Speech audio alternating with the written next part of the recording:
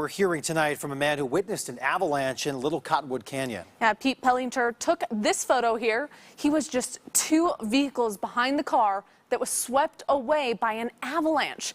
He was with his brother at the time, and he says when he saw it just out of the corner of his eye, his brother pumped the brakes as quickly as he could. Him and I braced ourselves for the unknown. We weren't sure really what was going to happen.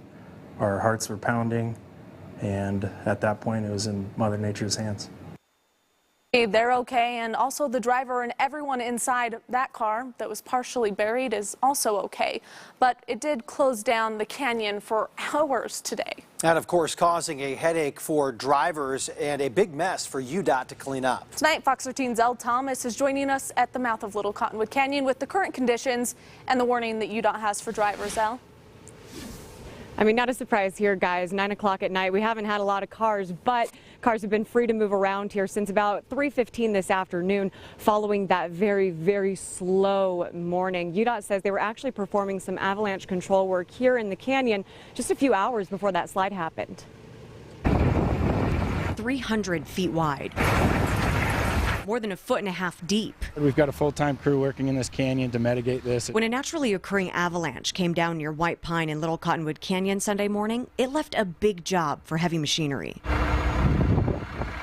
It is a huge challenge. The force behind the snow, strong enough to send a car off the road and into the embankment. It did push them off the road. Thankfully, crews say everyone was okay, but this wasn't an easy mess to clean up. Little Cottonwood Canyon is well known as one of the most challenging roads in the world to maintain when it comes to avalanche mitigation. Signs put in place letting the public know the canyon was once again closed for avalanche control work. Traffic backed up for miles. Anyone above the slide was sent up. Anyone below, right back down. Now, even after the job is done, crews say avalanche danger is still there. There is a lot of work taking place to keep this safe.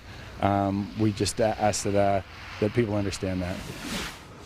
Utah Avalanche Center says that areas that have already had a slide are definitely more prone to seeing another one. So with that snow in our forecast for tomorrow morning, they're going to be keeping a close eye on things here. One other thing to note, we do have some signs here at the base of the canyon letting everybody know that all of the backcountry here in Little Cottonwood is completely closed. So plan accordingly.